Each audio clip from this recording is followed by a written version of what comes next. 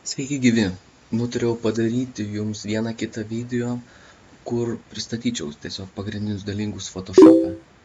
Žinau, kai kurie galite patingėti, googlinti, YouTubinti, tai noriu būti tikras, kad jau prieš susitinkant šį šeštadienį pasibandysi tam tikrus dalykus.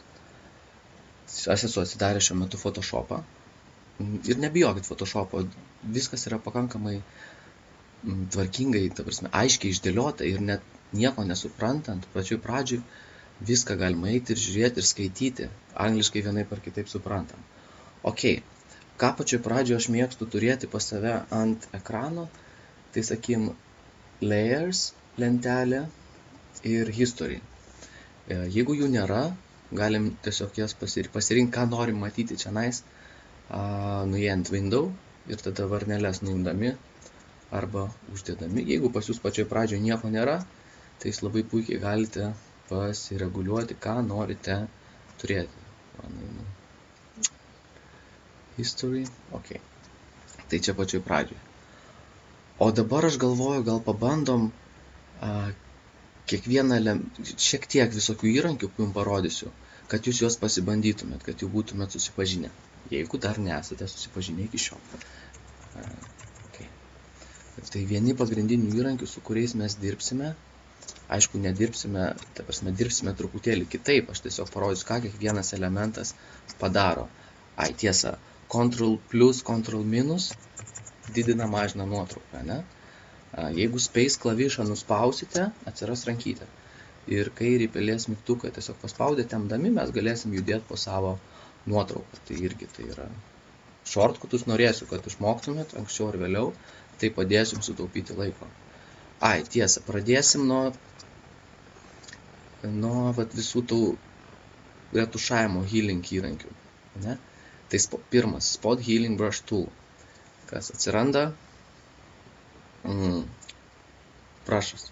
Mes jo galim susimažinti dydį, paspaudę dešinį pelės klavišą išmetam visą lentelę. Hardness laikykit ant 100, spacing gali būti 25, o size realiai dydis turėtų būti truputėlį didesnis, negu, pavyzdžiui, norime pašalinti spogelio dydis. Taip, pavyzdžiui. Ir mes jo tiesiog pažymėję, jis suapvalina informaciją esančią aplinkui ir daugelio atveju mažiems spogeliam jis su mažais spogeliais atlieka visai gerą darbą. Čia jau buvo blogai. Palašim, parodysiu, kas aš tik sakysim, noriu pašalinti čia viską šitus, kaip gal jis toks protingas ir pašalins. Ir jis netoks protingas. Vėlgi, kitas dalykas, kurį mes turim atsiminti, kad mes galim grįžti atgal, ką esam padarę. Čia, jeigu nuėsim į history dešinėje pusėje, mes galim šokinėti ir grįžti keletą žingsnių atgal, keletą arba daugiau žingsnių. Bet shortcutas mūsų grįžti atgal, Ctrl-Z, Ctrl-Alt-Z, 2 žingsniai arba daugiau žingsnių atgal. Tai tiesiog mes net kartais padarę tam tikrą veiksmą, galim paspaudinėti Ctrl-Z, Ctrl-Z ir žiūrėti, ar buvo gerai, ar buvo blogai. Ok. Taip pat šitą įrankį galim naudoti kažkam pašalinti iš vientiso backgroundo. Ir tai vadinasi šitas reikalas Content Aware. Ir tiesiog čia turėtų būti uždėtas taškiukas. Ir jis patobulėjo, lyginant su Photoshopu 3, 4. Tiesiog mes užėję, paspaudę kairį pelės klavišą, užpiešdami ant kažkokio objekto, mes galime, pažiūrėkime, ar pavyks, kad jis pats suapvalintų kažkokią informaciją ir panaikintų. Ir taip mums visai pavyko.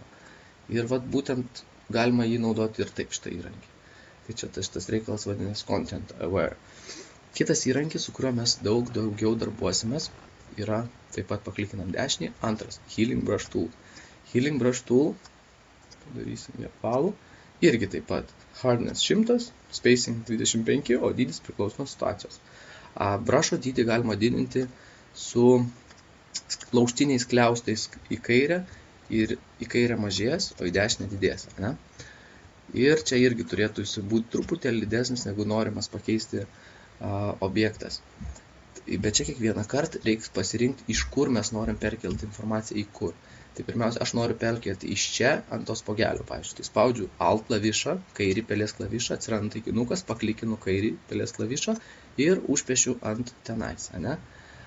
Ir taip kiekvieną kartą mes pažymim taikinuką iš mums tinkamos odos vietos ir užpiešiam, kur mes norėtume, kad ta tekstūra atsidurtų. Ne? Jeigu vėl netyčia ten per daug užpiešėt, irgi galit pradžioj galvoti, čia pažymėsiu vienoje vietoje ir visur piešiu. Matot, jis lygiai grečiai iksiukas važinėja, dėl to kiekvieną kartą reikia paimti vis iš naujos vietos. Okay. Trečias dalykas, kurį aš irgi pakankamai dažnai mėgstu naudoti, tai yra, paklikinam dešinį, patch toolsas. Ne? Tai jis irgi tinka, apvedam objektą, kurį norim pašalinti ir tempiam į tą vietą, kuri mums yra tinkama. Va taip, ir darbuojamės.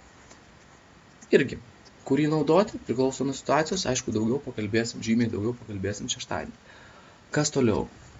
Brush toolsas žemiau yra, kurio shortcutas yra B, brush, dydį irgi galima mažinti, didinti su laužtiniais skliaustais, atsiprašau, Ctrl Z, laužtiniais skliaustais į kairę į dešinę. Nes jeigu kiekvieną kartą spaus dešinį pelės klavišą ir tada rinktis, tiesiog užtruks laiko ir tikslumo.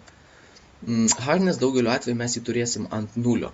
Čia hardness galim pažiūrėti, kaip skiriasi. Ant 0 reiškia minkšti kraštai, ką mes piešiam. Ant 100 iš karto žiūrėkit. Ir daugeliu atveju mes tikrai nenorim kažką piešti, kad būtų viskas taip aiškiai matoma. Gerai, kol kas su juo nieko nepieškit, pasibandykit. Kitas įrankis Clone Stamp Toolsas. Clone Stamp Tool. Ir ką jisai daro? Čia turėtų būti normal. Sakykime, 100% pasirinko opacity, čia stiprumas ir flow. Irgi čia kiekvieną kartą jau irgi reikia kopijuoti. Reiškia Alt klavišas, kairys pelės klavišas, aš toks kaip taikinukas atsiranda, kopijuoju čia ir, sakykim, perkelsiu čia naisą, ne? Bet irgi, jeigu aš su juo kažką norėsiu perkopijuoti ir vis vieną kartą pasirinkęs taikinuką, net leisdamas piešiu, tai jisai viską man ir perpiešia, ne? Tai Ctrl Z. Tai tiesiog kiekvieną kartą, jeigu mums reiks kažką iškirpti, taip pat ir šitoj nuotraukoj, kur buvo, mes galim į history grįžti pradžią, mes ir galim pažymėti, kad ir opacity 100, flow 100 ir minkštumą padarom ant 0 ir galim iš čia paimti taikinuką ir galim užpiešti. Irgi tą patį padarys, ką ir Content Aware, tas reikalas. Aišku, čia mums reiks daugiau kartų paspausti, bet čia būtent tinka į kažką reikia pašalinti iš labiau apkrautos aplinkos, kur antram plane daug besikertančių objektų yra, kokią šaką nuimti, dar ką nors. Tai va, irgi tokį galite pasibandyti. Toliau, kas pas mus yra įdomesnio, to jaus. Ko nepaminėsiu, daugelį dalykų dar praktiškai visus dalykus kalbėsim per šeštadienį, bet dabar tik tos pagrindinius, su kuriais noriu, kad tikrai susipažintume. Čia yra žemiau Dodge įrankis ir Burn įrankis. Dodge įrankis, jisai šviesins. Irgi čia matom stiprumą galima reguliuoti, kuris jau vadinasi šiandien exposure. Matot, jis tiesiog šviesina. Arba jeigu Burn įrankis, jisai tamsina. Jeigu dar stipriau pasirinksim, jisai va. Bet aišku, mes jį naudosim truputėlį kitaip, nes šitoks šviesimas ir tamsimas yra destruktyvus ir žaloja pačią nuotrauką. Gerai. Kas toliau? Tuo aš grįžtu į pačią viršų, history, kad grįžčiau prie pradinės nuotraukos. Layeriai tikriausiai. Tai čia, pavyzdžiui, dešinėje pusėje pačioje, kur rutuliukas per pusę padalintas, čia Photoshopas sukuria tam tikrą layerį su layer mask. Ne? Ir pažiūrim, kaip taip atrodo. Pavyzdžiui, visi žinom, ką reiškia hue saturation. Ne? Paspaudžiam. Ir va, štai mes matome, kas atsitiko. Jisai sukūrė tą hue saturation layerį, kurį mes bet kada galim reguliuoti ir uždėjo baltą layer mask. Tai tiesiog baltas layer mask, tai tas pats kaip koks permatomas lapas. Viskas, kas tame sluoksnyje yra, persisiuoja čia. Jeigu mes norėtume uždengti, kas šitame sluoksnyje yra, mums tiesiog reiktų turėti juodą layer mask, o juodą mes galim padaryti paspaudę, pažymėję pirmiausia ant šito balto, Ctrl I. Jei paspausim, jis viską užslėps. Bet pažiūrim geriau, kaip tai atrodo realybėj. Paklikinu 2 kartus ir man išmeta lentelę, kurią aš bet kada galiu reguliuoti. Nu ir pavyzdžiui, mes taip tikrai nedarysim, bet tiesiog kaip koks grubus, aš tiesiog labai grubiai noriu parodyti, pavyzdžiui. Nuėmam spalvingumą, ne, ir dabar šitas sluoksnis baltas permatomas, viskas matosi. O galbūt aš norėčiau tik padaryti vieną ausį nespalvotą, ne? Tai aš tada šitą užslėpsiu, turėčiau šitą pakitimus visus užslėpti, spaudžiu Ctrl-I, ne, ir užslėpiu. Bet po apačiu čia viskas yra. Dabar dalykas tas, kad jeigu piešim ant juodo layer mask su baltu brašu, brašas mes čia buvom palietę jau truputėlį, jį pažymėti galima tiesiog irgi B brašą, ne, jau irgi minėjau. Tvarko ir sakykim, noriu padaryti ausį, žiūrėkit, ir čia mes piešiam, jeigu ant juodo piešim juodu, nieko nebus. Bet jeigu pasirinksim baltą, čia paklikinam, arba šitas spalvas galima keisti tiesiog iksiuką spaudant, irgi patogu, kad greičiau galėtume dirbti. Ir mes čia užpiešim tik, aišku, kietumą aš padaryčiau ant 0, užpiešim tik ant ausies. Ir sakysim, net mes kokį grubiai, sakysim, norėjau tik ausies, bet netyčia ranka praslydo čia, kas atsitiko, ką reikia daryti. Nu, aišku, galima per istorijoje grįžti, ne, Ctrl-Z kelis kartus ir grįšim. Bet galima tiesiog ir pakeisti, ne tiesiog, o taip reikia daryti, pakeisti juodą spalvą ir vėlgi, jeigu mes užpiešim juodą spalvą, vėl viskas grįžta. Tai reiškia, mes galim būti net destruktyviai dirbti ir bet kuriuo momentu pakeisti, pataisyti savo kažkokį pakitimą. Vėlgi, dabar norėsiu atskleisti, kas po apačia yra. Sakykim, padaryti po apačia yra juodai balta čia visa šita teritorija. Ir aš vėl pasirinksiu baltą ir prabrauksiu. Nu, ir taip atsitiks. Dabar galvoju, ką čia dar jums reiktų parodyti. Išjungiam šitą visą reikalą. Ne? Galit užmesti dar akį į blending modes. Blending modes tai yra toks dalykas, kuris pasako, kuris leidžia layeriams vienas su kitu persidengti skirtingais būdais. Ne? Nu ir pavyzdžiui, dar kas yra svarbu, kas duplikuoti kaip sluoksnį kokį nors, tai Ctrl-J, ne? Dar kartą Ctrl-J, aš galiu tiesiog duplikuoti. Arba čia, aišku, viskas yra, kas su layeriai susiję, čia viršui paspaudus layer. Vėlgi, tą patį layer mask galima ir pasirinkti reveal all, hide all. Jeigu reveal all, uždės baltą sluoksnį ant viršaus, jeigu hide all, juodą. Ne? Tai viskas tas pats yra. Photoshop'e galima pasiekti keliais, ne? Galima shortcutą, galima per čia, arba galima per layerį surasti. Nu, sakykime, štai aš ištrinsiu, nutempiu iš dėžę ir šitą aš pakeisiu. Dabar neturiu aš pasirinkęs tų pavyzdžių, kuriuos mes žiūrėsime per pamoką, per mokymus. Galima pakeisti į, va čia daug visokių yra. Ką konkrečiai jie daro. Matot, aš dabar spaudžiu tiesiog žemyn klavišą ir jie vis keičiasi, skirtingai persidengia. Dabar neaiškinsiu, ką jie daro, bet tiesiog pasibandykit, o gal iš tikrųjų, kad geriau matytųsi, geriau būtų uždėti kokį nors šiaip, susirasti tekstūrą iš interneto ir uždėti ant viršaus ant šitos nuotraukos. Ir tada pabandyti pakeisti blending modes ir pažiūrėti, kaip keisis. O visus tos detalius pakitimus, ką kas daro, kas keičia, aš jums papasakosiu be abejo šeštadienį. Šitus irgi, žiūrėkit, čia New Adjustment Layer, with Layer Mask. Pasibandykit ir šitus. Pavyzdžiui, net ir labai, jeigu trumpai žiūrėkit, kokį levels paimsim, ne? Čia ką nors patampę mes galim padaryti pakitimus. Galim net pasižymėti čia RGB ir išsirinkti mėlyną spalvą, nes vis tiek fotografijoje yra tik 3 spalvos - raudona, žalia, mėlyna. Ir jų kombinacija mums sukuria tam tikrą atspalvį arba spalvas. Šešėlyje, pustomnyje arba šviesiose vietose, tos highlights. Tai vėlgi, vos ne, žiūrėkit, mėlyną aš norėčiau pasirinkti. Kažkoks super greitas tonavimo dalykėlis, į šešėlius mes įdėsim mėlynos, o čia į highlights įdėsim geltonos. Ir iš karto mes turim kažkokį toną. Bet čia kaip labai grubus pavyzdys. Dar galim pažiūrėti visus kitus black and white, susikursim juodą black and white sluoksnį, layerį, ir čia mes galėsim paveikti raudoną spalvą, šitą, geltoną ir visas kitas, kurios egzistuoja nuotraukoje.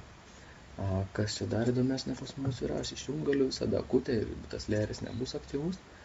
Dar yra kiti channel mix, selective color galit pažaisti, ir čia visai įdomu pažaisti su, kur colors yra su black, pavyzdžiui, patampyti į vieną pusę, į kitą, ir pažiūrėkite, suduos visokių atspalvių gali duoti. Bet irgi galit pradžioj grubiai pasitampyti, pasižiūrėti ir viską tiesiog pačiupinėti. Tai norėčiau tikrai paprašyti, kad visi bent jau šitus dalykus, ką paminėjau, susipažintumėte. Ne? Dėl Lightroomo dalykų video aš nedarysiu, nes manau, kad ten yra gerokai viskas paprasčiau, bet vis tiek norėčiau, kad pasistengtumėt susirasti informaciją, kurią aš esu nurodęs, ta prasme, tos raktinius žodžius susiyutubinti, susigūglinti, o kas be ko aš parodysiu, dar parodysiu kažkokių triukų ar kažkokių greitų kelių kažką padaryti. Tai dar kažką norėtumėt pabaigai, ne? Irgi su vienas iš įrankių, kuriuo mes dirbsim.